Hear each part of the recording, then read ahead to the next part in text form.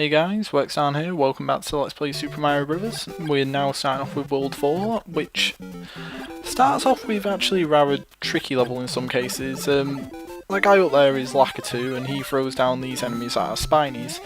They're basically immune to all your attacks unless you have a fireball, and that kills them off, but it's like most enemies, and I don't know if I covered this yet, but most enemies, if they're like on top of a box and you hit the box underneath, then that generally kills them, but Spinies are actually immune to that.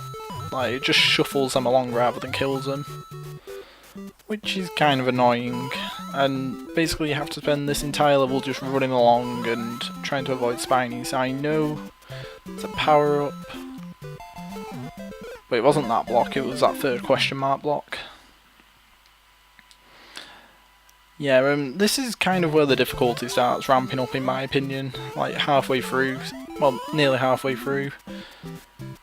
So expect to see a few more deaths from me from now on. And that's just an example of why I think the difficulty ramps up. Just having that Spiny in that like cramped tight place with where Mario can't really escape.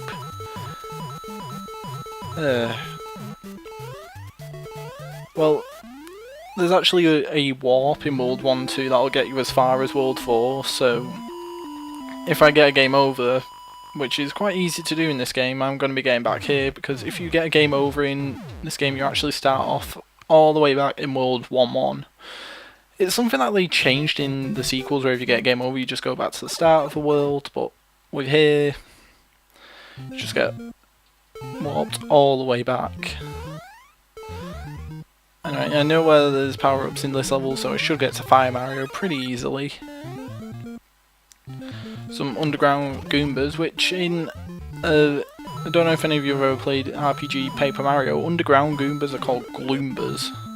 For whatever reason, apparently they're stronger than Goombas. But anyway, we're back to this farm, and I'd basically try digging up some facts before recording this episode about stuff people might not have talked about, and gotta tell you, there really isn't much. I mean, I know like Yoshi was actually first planned to be in this game, and he was actually planned to be a horse rather than the dinosaur that we ended up with, but yeah, Miyamoto just kind of wanted something for Mario to ride, and here we go. Did I get a checkpoint? Yes, I did. You actually get checkpoints in this game, but it's not really indicated to you unless you die, so it's kind of hard to tell. Desperately checking for power-ups.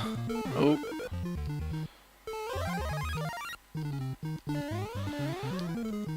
Anyway, yeah, so the Yoshi thing, whatever, I call him Yoshi, I've just always grown up with calling him Yoshi. I know a lot of people in America call him Yoshi. It's weird, I just call him Yoshi just because that's what he says, it's what he calls himself, so yeah, right, I know like announcers in games like Super Smash Bros. Call him Yoshi, but whatever. I've been rambling on that point for ages. See, what else is there to know about this game?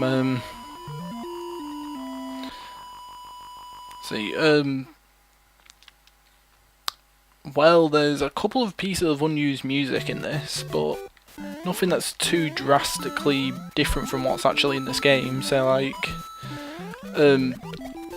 worlds that take place underground or underwater, there's a theme that's actually used for when there's very little time left. That's unique to that world, but it only occurs before you go into the pipe in like the little cutscene. But whereas it was supposed to occur like when you have a low amount of time left before you enter a pipe in the underground or underwater stages, but that situation just doesn't happen, so the music isn't called upon in the game at all. And I just game overed like that because I didn't hold down the run button. Alright, I'm playing catch up. Okay, so I made it back. I've got more lives than I did last time, plus I'm actually in Fire Mario form, so I can take care of any enemies, but if I remember rightly, it was the platforming that did me in rather than the enemies. Getting back to the unused music thing, because I said there was 2 tracks. One of them was a speed up theme that wasn't used because there was no situation in the game where it would actually occur. Another track that was used is just a slightly different rearrangement of a different theme, and I can't remember off the top of my head which theme it is, but basically it's no big deal. It was a very minor change in my opinion, so I don't really notice much of a difference when I'm listening to the unused music, in fact, so yeah, that's kind of weird.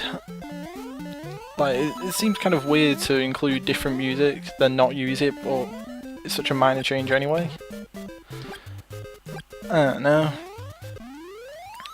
But yeah, there's not much stuff to really say about this game. A lot of newer games have a lot of unused content, which is kind of interesting to talk about, but this game doesn't really have that much. I mean, it has a couple of things, but not that much in general. Let's see, if I remember rightly, this level's a castle where if you take the wrong path, then you actually have to repeat parts of the castle. So I'm just showing off what's the best route, not fireball stick not included, but right, yeah, that was that Bowser defeated. I'll have on screen where it actually was, once again, and yeah, we saved Toad. We're on to the second half of the game now, where I'm going to die even more. See you then.